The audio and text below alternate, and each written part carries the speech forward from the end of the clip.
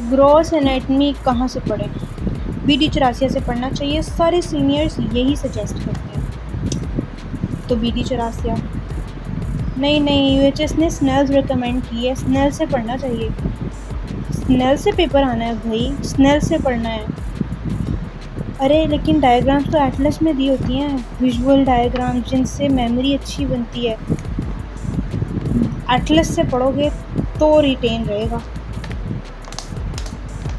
KLM ज़्यादा अच्छी book है, स्नेल्स में बहुत थोड़ा लिखा है, BD में बहुत ज़्यादा है, KLM अप्रोप्रिएट है।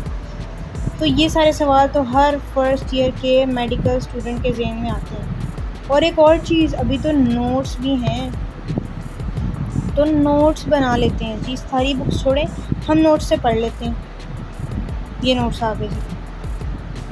अब पढ़ें किससे, समझ ये नहीं आता। हर फर्स्ट ईयर के स्टूडेंट के माइंड में ये सारे क्वेश्चन ज़रूर आते हैं। तो आज की वीडियो में हम इन सारे क्वेश्चंस को एड्रेस करने वाले हैं, ठीक है, कि कौन सी बुक यूज़ करनी है, कैसे पढ़ना है ग्रॉस एनाटमी को।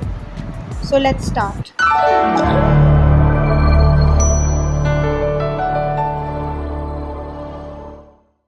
How to study gross anatomy. तो जी सबसे पहले हम देखेंगे कि ग्रॉस एनाटमी है क्या। ग्रॉस एनाटमी का मतलब क्या है? ग्रॉस एनाटमी का मतलब ये है कि आपने जो भी ह्यूमन बॉडी के स्ट्रक्चर्स हैं उनको ग्रॉसली स्टडी करना है। ग्रॉसली मतलब उसके वो सब चीज़ें स्टडी करना इसमें आता है जो हम अपनी नेकेड आई से देख सकते हैं। उन हर उस चीज़ की स्टडी ग्रॉस एनाटमी की डोमेन में आती है, ठीक है। तो ये ग्रॉस एनाटमी हो गई। देन अब आपने बताना है कि इसको स्टडी कैसे करते हैं। अच्छा, सबसे पहले हम बुक्स की बात करेंगे कि हमारे पास ग्रॉस एनाटमी पढ़ने के लिए कौन कौन सी बुक्स हैं, ठीक है। हमारे पास BD है, ठीक है, हमारे पास ग्रेज एनाटमी है, ठीक है, स्नेल है, KLM है, ठीक है, और एटलस है। एटलस सिर्फ डायग्राम्स हैं, उसमें कुछ भी रिटन मटेरियल नहीं है, ठीक है। ये हमारे पास 5 बुक्स हैं जो कि जहाँ से हम ग्रॉस एनाटमी स्टडी कर सकते हैं। अब हमने कौन सी बुक कैसे यूज़ करनी है और किस बुक को कितना यूज़ करना है, को क्या चीज़ किस बुक में मिलेगी, ये सारा कुछ मैं डिस्कस करती हूँ, ठीक है। अब अगर आप ग्रॉस एनाटमी में पढ़ना क्या क्या होता है वो भी हम डिस्कस कर लेते हैं। आपने सबसे पहले बोन्स पढ़नी होती हैं, बोन्स होते हैं, मसल्स होते हैं, ठीक है, आर्टरीज, नर्व्स, वेन्स, ठीक है, लिम्फेटिक्स, ठीक है, क्लिनिकल्स होते हैं, जॉइंट्स होते हैं, ठीक है। इसके अलावा आपके पास सरफेस एनाटमी होगी, ठीक है। और इसमें क्या है, और इसमें छोटे छोटे जो रिलेटेड स्ट्रक्चर्स होते हैं, एनास्टोमोसिस होते हैं, ठीक है। आपके पास और विजराज होते हैं, ठीक है, मेनली ये सारा कुछ होता है, ठीक है। अब फर्स्ट ईयर में हम पढ़ते हैं अपर लिम, लोअर लिम और थॉरिक्स। ग्रॉस एनाटमी को हमने ना रीजन्स में डिवाइड किया हुआ है, ठीक है। जैसे स्टार्ट होता है हेड एंड नेक से, हेड एंड नेक के अंदर ब्रेन की स्टडी स्पेसिफिकली अलहदा से होती है, उसको हम न्यूरो एनाटमी कहते हैं।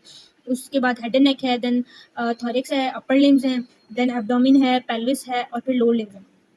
ये सारा कुछ होता है और उसमें ग्रॉस एनाटमी में हमने ये सारी चीज़ें स्टडी करनी होती हैं।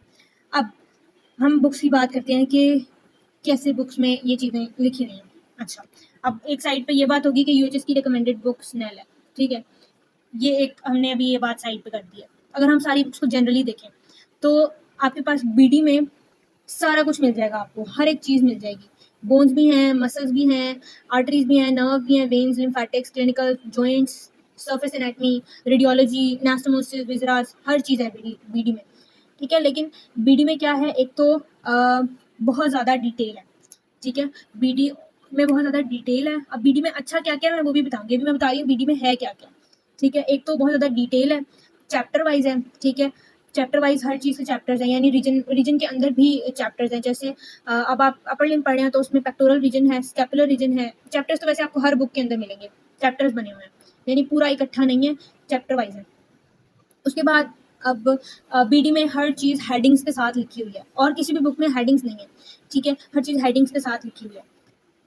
उसके बाद है ग्रेज एनाटमी। ग्रेज एनाटमी में भी हेडिंग्स बहुत कम है, ठीक है। और इसकी मतलब ये वो बुक है जो बहुत कम लोग पढ़ते हैं, ठीक है। तो इसको अभी हम साइड पे कर देते हैं। ये मैं वर्थ इट इसको नहीं कहूँगी, अगर आपने पढ़नी है तो पढ़ सकते हैं, मैं बताऊँगी कि क्या चीज़ कैसे करेंगे, तो फिर आपकी जो अपनी चॉइस है। उसके बाद आ जाती है स्नेल, जो यूएचएस की रिकमेंडेड बुक है। स्नेल में क्या है कि स्नेल में जो है वो स्नेल के अंदर ना बहुत थोड़ा मटेरियल लिखा हुआ है, यूएचएस के सिलेबस के एग्जैक्टली अकॉर्डिंग है, बट वो हेडिंग्स नहीं बनी हुई, थोड़ा थोड़ा मटेरियल लिखा हुआ है, और कई बार थोड़ा लिखने की वजह से कोई बात समझ भी नहीं आती है। ठीक है, तो ये स्नेल का हो गया। स्नेल में आपको मसल टेबल्स मिल जाएंगे, बोन्स आपको सिर्फ BD84 में मिलेंगी। उसके अलावा बोन्स KLM में है, लेकिन बोन्स बेस्ट BD में दी हुई है। देन हमारे पास आ जाती है KLM। KLM में सारा कुछ है, ठीक है, KLM में अच्छा है, बट KLM में भी अगेन हेडिंग नहीं है, हेडिंग से याद करें तो अच्छा रिटेन रह जाता है। ठीक है, तो KLM का भी एक ये जो शॉर्टकमिंग है वो यही है। एटलस की डायग्राम्स बहुत बहुत बहुत अच्छी हैं, लेकिन अपर लिम और लोअर लिम में आप डायग्राम्स को आपको डायग्राम्स यूज नहीं करनी आती है। आप एक तो आप फर्स्ट ईयर में होते हैं, ऊपर से अपर लिम और लोअर लिम में डायग्राम्स का इतना यूज है भी नहीं। डायग्राम्स का यूज आता है जब आपने विजरास पढ़ने हो, जैसे थॉरेक्स में है, या एब्डोमेन पेल्विस में है, हेड एंड नेक में है, या फिर आपने आर्टरीज नर्व्स का पूरा पूरा कोर्स देखना हो तो एटलस में अच्छी डायग्राम्स मिल जाएंगी आपको। ठीक है, तो ये इन सारी बुक्स के बारे में था। देन नाउ अब आपने ये सारे टॉपिक्स पढ़ने हैं। ठीक है, इसके अलावा आपको डिफरेंट PDFs मिल जाएंगी, डिफरेंट नोट्स मिल जाएंगे। ठीक है, वो भी अभी हम बात करते हैं कि वो किस तरह से आपको हेल्पफुल हो सकते हैं। ठीक है, अब सबसे पहले स्पेसिफिकली ग्रॉस एनाटमी का किस तरह से इसको स्टडी करते हैं ना, वो हम दो मेथड्स डिस्कस करते हैं। बेसिकली जो ग्रॉस एनाटमी है ना, उसको स्टडी करने के दो मेथड्स हैं। ठीक है, स्टडी के दो मेथड हैं। ठीक है, एक मेथड 1 है और एक मेथड 2 है। ठीक है, ये बातें, ये वो सारी बातें हैं जो हमें हमारे सीनियर्स ने बताई थी, ये मैं अपनी तरफ से नहीं बता रही हूँ, ये सिर्फ मेरी बातें नहीं है, ये जिन सीनियर्स ने हमें गाइड किया है ना, उनकी सारी गाइडलाइंस को मिक्स करके ये मैंने सब कुछ बनाया है। ठीक है, तो मेरे लिए बहुत हेल्पफुल थी और मैं चाहती हूँ आप सबके लिए भी हेल्पफुल हो, that's why I am telling you all this. ठीक है, अब दो तरह से आप ग्रॉस एनाटमी को स्टडी कर सकते हैं। अगर आपने अपर लिम पढ़ लिया है या आपने स्टार्ट कर दिया है तो आपको थोड़ी थोड़ी समझ आएगी। जैसे अपर लिम में पेक्टोरल रीजन है, स्कैपुलर रीजन है, देन आर्म है, देन फोर आर्म है, देन हैंड है। ठीक है, अब ये फर्दर ग्रॉस एनाटमी के एक रीजन के अंदर डोमेन्स बनी हुई है। अब एक तरीका ये है, कुछ स्टूडेंट्स इस तरह से करते हैं कि आप वो इसी तरह स्टडी करेंगे। पहले पेक्टोरल, लेट्स सपोज BD से पढ़ रहे हैं, ठीक है, पहले पेक्टोरल रीजन वाला पूरा चैप्टर करेंगे, उसमें पेक्टोरल रीजन की बोन्स आएंगी, पेक्टोरल रीजन की मसल्स आएंगे, पेक्टोरल रीजन की arteries, nerve, veins, lymphatics, clinicals, joints, surface anatomy, anastomosis, viscera. Upper limb में कोई विसरा नहीं है। ठीक है, तो ये सारा कुछ आ जाता है। वो एक रीजन, एक चैप्टर का ये सारा कुछ स्टडी करेंगे। फिर स्कैपुलर रीजन पे जाएंगे, फिर उसका ये सारा कुछ स्टडी करेंगे, फिर आर्म पे आएंगे, फिर उसका ये सारा कुछ स्टडी करेंगे, फिर फोर आर्म पे। ये बहुत, मतलब ये भी एक मेथड है, ठीक है, लेकिन ये बहुत टाइम टेकिंग मेथड है। मैं इस मेथड को ऑप्ट नहीं करती, बट कुछ स्टूडेंट्स होते हैं जिनको चैप्टर वाइज पढ़ने की आदत होती है and they did it very good, तो वो कर लेते हैं। ठीक है, बट मैं ये सजेस्ट नहीं करूँगी, इस पर बहुत ज़्यादा टाइम लगता है। जो मेरा मेथड है ना, वो मेथड नंबर 2 है। ठीक है, उस पर टाइम भी कम लगता है और उसमें जो है वो रिटेन रहने की भी चांसेस बहुत ज़्यादा होते हैं। अब वो क्या है, मेथड नंबर 2 ये है कि अब आपने region wise, chapter wise preparation नहीं करनी।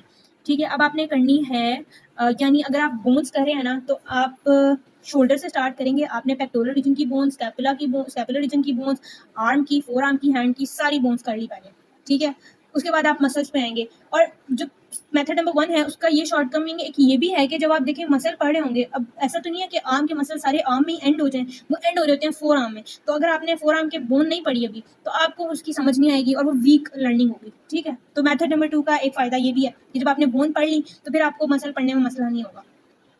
ठीक है, देन आप सारे रीजन्स के pectoral, scapular, arm, four arm के मसल्स पढ़ते हैं। फिर इसका बहुत ज़्यादा फायदा आर्टरीज, नर्व्स और वेन्स पढ़ने में आता है। जबकि अगर आप इसको कंपेयर करें ना, अब मैं इधर लिख देती हूँ, ये चैप्टर वाइज स्टडी है, ठीक है, और ये ओवरऑल है। ठीक है, अब आर्टरी फॉर एग्जांपल आपने शोल्डर से स्टार्ट की है और वो आर्म है, फोर आर्म है, एंड देन वो हैंड में आर्टरी जा रही है।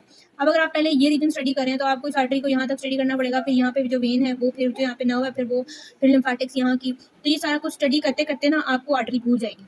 ठीक है, तो आप मेथड नंबर 2 को अगर फॉलो करेंगे ना, तो आपने स्टार्ट से एंड तक आर्टरी की है ना, तो आपको वो रिटेन रहेगी। आपने, और पूरी नहीं याद करनी होती, इसको याद करने का भी एक तरीका है। आपने उन उन पॉइंट्स को याद करना है जहाँ जहाँ इसका कोर्स चेंज हो रहा होता है, जो ट्रिकी पॉइंट्स होते हैं।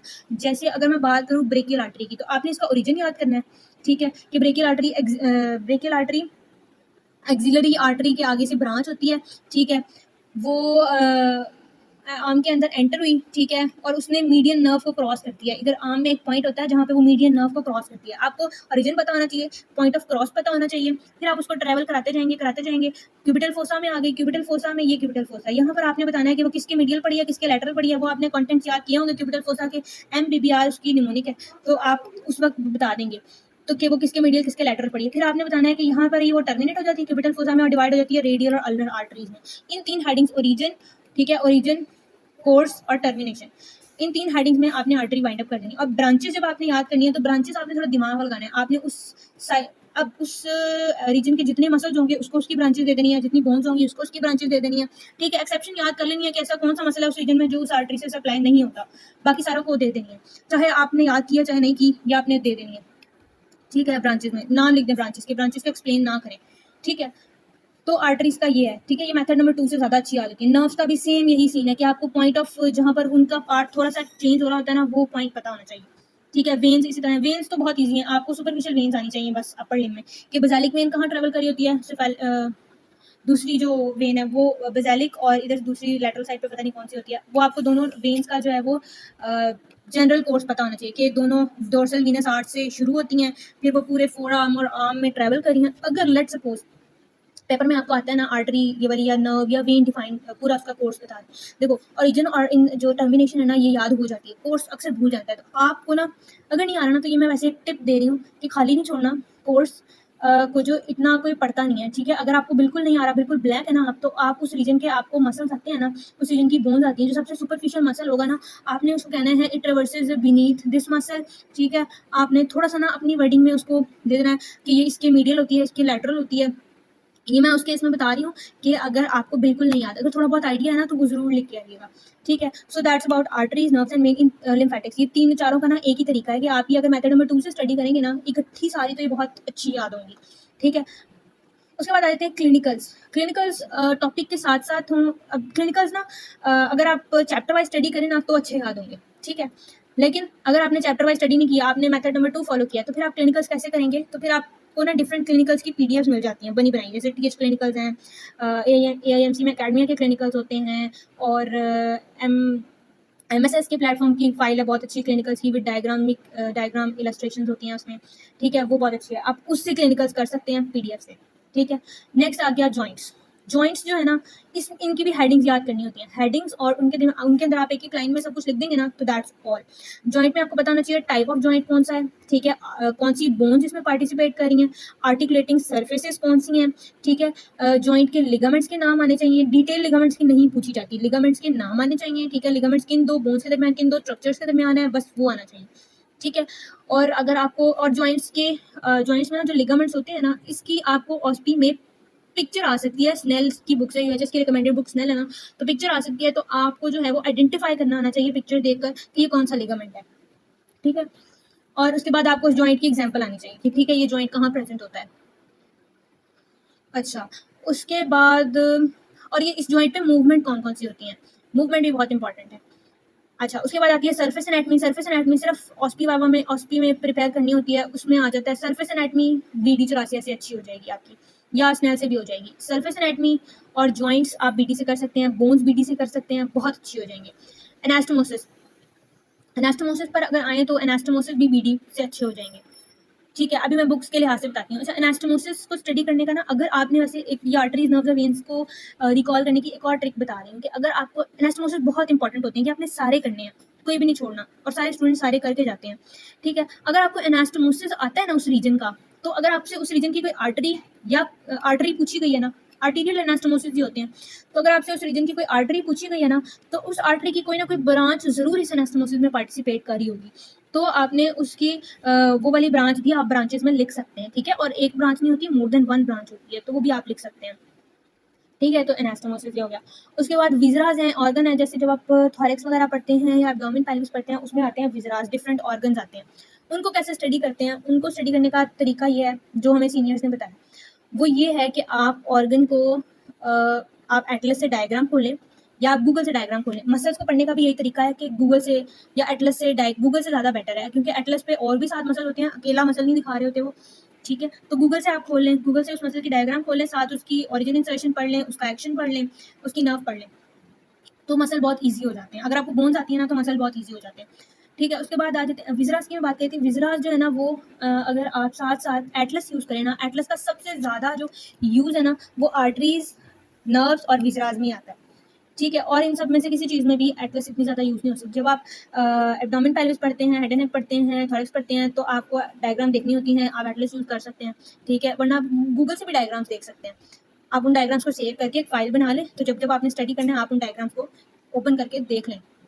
जो डायग्राम आपको अच्छी लगती है, जिसमें आपको समझ आ रही है कि स्ट्रक्चर्स कैसे कैसे कैसे पड़े हुए हैं, ठीक है। अब हमने इन बुक्स की बात करते हैं कि इन सब में से क्या क्या चीज़ आप कहाँ कहाँ से कर सकते हैं और नोट्स किस किस आप इन I will not suggest to make notes of all the topics in one region कि आप bones, muscles, arteries, nerve, vein, lymphatic, clinical हर चीज़ के आप नोट्स बनाने लग जाए। नो, बहुत टाइम लगता है और नोट्स जो हैं वो इतने इसके लिए वर्थ इट नहीं होते, ठीक है। नोट्स आप बनाएं, ज़रूर बनाएं, लेकिन आप नोट्स बना सकते हैं आर्टरीज के, नर्व्स के, वेन्स के।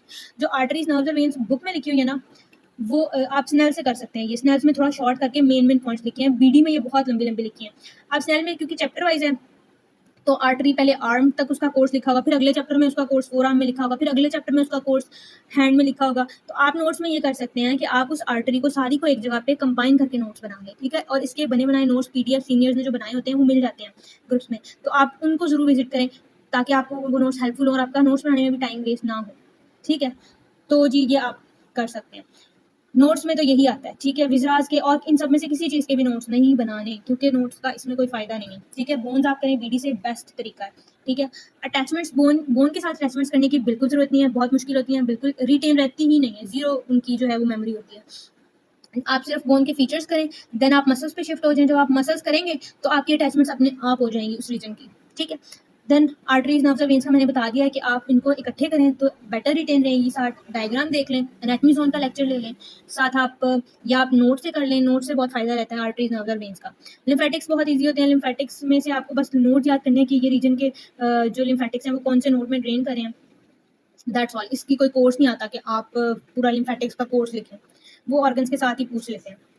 उसके बाद क्लिनिकल्स हैं, क्लिनिकल्स का मैंने आपको बता दिया है कि आप फाइल से कर सकते हैं। अगर आपने चैप्टर वाइज कर रहे हैं प्रेपरेशन तो आप चैप्टर वाइज साथ साथ क्लिनिकल्स भी कर सकते हैं। क्लिनिकल्स के लिए स्नेल रिकमेंडेड बुक है। अगर आपने साथ साथ भी करना है तो स्नेल से करें, और अगर एंड पे भी कर रहे हैं तो या तो मैंने जो पीडीएफ बताई हैं वो यूज़ कर लें या फिर स्नेल से कर लें, क्योंकि यूएचएस के सिलेबस में हर चीज़, हर एलओएस, हर लर्निंग ऑब्जेक्टिव स्नेल से दिया हुआ है।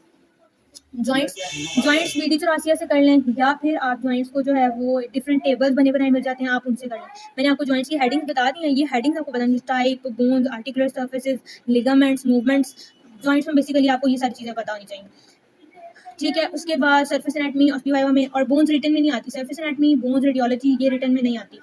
एनास्टोमोसिस वेरी वेरी इंपॉर्टेंट, ये आ जाते हैं, ठीक है। ये आप कर सकते हैं, बीडी से कर लें। अच्छा, बीडी से क्या क्या करना है, बोन्स करने हैं, ठीक है। आर्टरीज, नर्व्स, वेन्स के नोट्स बना लें बीडी से देख के, बस उनको इकट्ठा करके लिखने, ताकि और जब आप पढ़ें ना तो वो पूरी इकट्ठी हों। उनको पार्ट्स में करेंगे ना तो वो याद नहीं रहेंगी, ठीक है। और बीडी से आप सर्फेस एनाटमी करें, रेडियोलॉजी करें, जॉइंट्स कर लें या जॉइंट्स का टेबल यूज़ कर लें, एनास्टोमोसिस कर लें।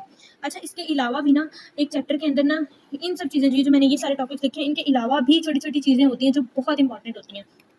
वो आपने कैसे करनी है, वो आपने चैप्टर के, अब जब आप ये सारा कुछ प्रिपेयर कर लेंगे ना, यहाँ तक प्रिपेयर कर लेंगे, ये सबसे हाई यील्ड टॉपिक्स हैं। क्लिनिकल्स और ये पहली चार चीज़ें सबसे ज़्यादा पेपर में आपसे इनमें से पूछा जाएगा, और एनास्टोमोसिस, ठीक है। तो ये सारा कुछ करने के बाद आपने स्विच कर जाना है चैप्टर मोड पे। चैप्टर मोड पे जाके आपने जो जो चीज़ें बच गई है ना इनके अलावा, चैप्टर खोलना है पहला पेक्टोरल, के आपने बोन्स कर लिया, मसल्स कर लिया, आर्टरीज कर ली, नर्व्स कर ली, क्लिनिकल्स कर लिया। व्हाट रिमेन्स, जो रह जाएगा उस चैप्टर में से, जैसे आर्म में करें तो क्यूबिटल फोसा रह जाएगा, हैंड में करें तो पाल्मर स्पेसेस, ये सारा कुछ रह जाएगा। इनको आपने तब करना है, ठीक है। और ये बहुत इंपॉर्टेंट है, ये साथ साथ आपको फिर अच्छी तरह से याद रहेंगे, ठीक है। उसके बाद वापस आपने चैप्टर मोड से दूसरे मोड पे स्विच कर जाना है और बाकी सारी चीज़ें कंप्लीट कर लेनी है। ग्रेस को मैं सजेस्ट नहीं करूंगी, ठीक है। स्नेल से आप क्लिनिकल्स कर सकते हैं, जैसे मैंने बताया आर्टरीज, नर्व, वेन स्नेल से भी कर सकते हैं, ठीक है। और मसल स्नेल से सजेस्ट नहीं करेंगे, स्नेल में बहुत बहुत बहुत छोटे ओरिजिन इंसर्शन लिखे हुए हैं और मतलब इतने टू द पॉइंट नहीं लिखे हुए। तो मसल टेबल्स आप केएलएम से करेंगे, ठीक है। मसल टेबल्स केएलएम में बेस्ट हैं और वही सबसे ज़्यादा एक्सेप्टेबल होते हैं पेपर के अंदर, तो केएलएम से मसल टेबल्स। उसके बाद एटलस कैसे यूज़ करनी है, इस पे तो पूरी फुल फ्लैज वीडियो होनी चाहिए। खैर मैं अभी बता देती हूँ। हमें जो सीनियर्स ने बताया हमारे, वो इस तरह से है कि लेट्स सपोज अब आर्टरीज, नर्व्स और वेन्स भी एटलस से बहुत अच्छी हो सकती हैं अगर आपको तरीका आता है, ठीक है। मैं आपको एटलस से ही बताती हूँ ये। अब जैसे ये मेरे पास एटलस है, मैंने मस्कुलोक्यूटेनियस नर्व खोली। अब आपने ये लर्न करने के लिए एटलस को कैसे यूज़ करना है, लेट्स सपोज आप बुक से भी नहीं पढ़ते, आप नोट्स भी नहीं बनाए, आप इस पे नोट्स बना सकते हैं। कैसे, आपने मस्कुलोक्यूटेनियस नर्व की हेडिंग ऊपर लिखी हुई है, ठीक है, वो आपने पढ़ ली। अब ये मस्कुलोक्यूटेनियस नर्व है, आपने क्या करना है, आपने ये साथ स्पेस है ना, अपने स्पेस के ऊपर इधर थोड़ी थोड़ी जगह है ना, आपने यहाँ पर लिखना है मस्कुलोक्यूटेनियस नर्व का ओरिजिन। बुक से देख के आपने ओरिजिन, एक तो आपको डायग्राम में भी नजर आ रहा है ना, लेकिन आप वर्ड्स में भी इधर लिखेंगे ओरिजिन, ठीक है। उसके बाद आप थोड़ा सा कोर्स लिखेंगे फ्लो चार्ट की फॉर्म में कि कोर्स इसका क्या, मस्कुलोक्यूटेनियस नर्व कहाँ से अराइज होती है, ब्रेकियल प्लेक्सस से। ब्रेकियल प्लेक्सस से अराइज हुई, फिर आपको डायग्राम में नजर आ रहा है साथ कि ये कोरेकोब्रेकियालिस के नीचे से पास हुई है, फिर उसको पियर्स करते हुए एंटीरियरली बाहर निकली है, या कोर्स के अंदर लिखेंगे सारा कुछ, पास हुई है। फिर ये मीडियल साइड पे आर्म की जो है ये ट्रेवल की है, ट्रेवल करते करते सीधा ये जाकर टर्मिनेट होती है क्यूबिटल फोसा की मीडियल साइड पे, ठीक है। ये देखें, ये articular branch of musculocutaneous nerve जो कि इस जॉइंट में पार्टिसिपेट कर रही है, ठीक है। और फिर ये सुपरफिशियल हो जाती है, स्किन को सप्लाई करती है फोर आर्म की। अच्छा, तो आपने ये सारा कोर्स इधर साइड पे लिख लेना है, ठीक है। उसके बाद आपने इसकी टर्मिनेशन भी इधर साइड पे लिख लेनी है। जब आप ये सारा कुछ लिख लेंगे ना, और जो ब्रांचेस होंगी उनको आपने नहीं लिखना, ब्रांचेस आपने डिफरेंट मार्कर से हाईलाइट, डिफरेंट हाइलाइटर से हाईलाइट कर लेनी। जैसे इसकी branches, let's suppose pink colour से मैं हाईलाइट करूँ तो ये मस्कुलोक्यूटेनियस नर्व है ना, इसकी ब्रांचेस ये देखें, यहाँ ब्रांचेस जा रही हैं, ठीक है। आपने यहाँ लेबलिंग अगर नहीं हुई है ब्रांचेस की, तो आप खुद लेबलिंग करके कि यहाँ यहाँ यहाँ ये वाले मसल्स को इसकी ब्रांच जा रही है, और आपने उस ब्रांच के नेम को इधर इस यहाँ पर हाईलाइट कर लें। जैसे यहाँ पर ये बाइसेप्स ब्रेकिया लिखा, मसल लिखा हुआ है, अगर इसको जा रही है तो आप इसको हाईलाइट कर लें, ब्रेकियालिस में जा रही है उसको हाईलाइट कर लें। और जो इधर नहीं लिखी हुई, लेट्स सपोज स्किन में चली गई है, वो तो नहीं ना इधर नजर आ रही, तो वो आप साइड पे खुद लिख के उसको हाईलाइट करें कि ये इसकी ब्रांचेस हैं। सो दैट्स हाउ नर्व या आर्टरी का भी सेम मेथड होता है, उसको कैसे स्टडी कर सकते हैं। और अगर विजरा को देखा जाए कि विजरा को आप कैसे एटलस से पढ़ सकते हैं, तो देखिए जैसे ये स्प्लीन है, तो आप बुक से बीडी से पढ़े हैं या स्नेल से पढ़े हैं, आप खोले उसको, ठीक है। आपको जो जो स्प्लीन के फीचर्स हैं ना, 2 एंड्स हैं, 2 एंगल्स हैं, 2 सरफेसेस हैं और 3 बॉर्डर्स हैं, ये आपने यहाँ लिख लिया। अब आप इसके एंड्स को इधर आप लेबल कर लें खुद, ठीक है, एंगल्स को लेबल कर लें, सरफेसेस को लेबल कर लें, बॉर्डर्स को लेबल कर लें और उनके नाम लिख लें, ठीक है। ये आपके सारे फीचर्स डायग्राम के साथ ही प्रिपेयर हो जाएंगे। ये इसकी विसरल सरफेस थी तो मैंने इस पर विसरल सरफेस लिखा है, ये डायफ्रेगमेटिक सरफेस थी, इस पर डायफ्रेगमेटिक सरफेस लिखा है, ठीक है। और इसको जो अब आगे इसकी ब्लड सप्लाई आएगी, तो ब्लड सप्लाई के साथ वही आपने मेथड यूज करना है जो मैंने नर्व के लिए, मस्कुलोक्यूटेनियस नर्व के लिए बताया, कि आपने उसकी ब्रांचेस को हाईलाइट करना है, रीजन, कोर्स और टर्मिनेशन आपने उसके साथ नोट कर लेनी है। इससे इतनी अच्छी जो है वो रिटेन रहती है ना आर्टरी और नर्व, कि वो आपको भूलेगी नहीं पेपर में। अगर आपको जो आपने रिटन मटेरियल है वो भूल भी गया तो पिक्चर माइंड में आ जाएगी, जिससे आप खुद भी उसको वर्ड्स में कन्वर्ट करके लिख सकते हैं, ठीक है। तो ये हो गया एटलस से आपने जो किस तरह से पढ़ना था, ठीक है। तो मेन बातें यही थी, ठीक है। अगर मैं समरी बताऊं तो मैंने आपको पूरी वीडियो में क्या बताया कि जो बोन्स हैं, ठीक है, जॉइंट्स हैं और एनास्टोमोसिस हैं, विसरास हैं, ये आप बीडी से पढ़ सकते हैं, ठीक है। सेकेंड ईयर में जो विसरास है ना, वो बीडी में बहुत आर्टरीज नर्व वेन बहुत एक्सटेंसिव है, तो स्नेल से भी पढ़ सकते हैं, उसमें टू द पॉइंट लिखा हुआ है। उसके अलावा आर्टरीज, नर्व्स, वेन्स, ये सारी एटलस से पढ़ी जाए तो बेस्ट है। अगर नहीं तो आप खुद नोट्स बना लें, बुक किसी भी बुक से, बीडी से या स्नेल से, ठीक है। उसके अलावा जो क्लिनिकल्स हैं वो मैंने बता दिया, चैप्टर वाइज साथ साथ कर लें, या एंड पे करने हैं तो एंड पे पीडीएफ से कर लें या केएलएम से कर लें, या स्नेल्स चूँकि यूएचएस की रिकमेंडेड बुक है तो स्नेल्स के क्लिनिकल्स तो करने ही करने, वो लाजमी आने चाहिए, ठीक है। उसके अलावा आई थिंक सारी चीज़ें डिस्कस हो गई हैं। So that's all about today's video. I hope कि आपको कुछ ना कुछ ज़रूर समझ आई होगी। अगर ये आपके लिए हेल्पफुल रही है तो ज़रूर कमेंट करके मुझे बताइएगा। Thank you so much for watching the video. अल्लाह हाफिज़।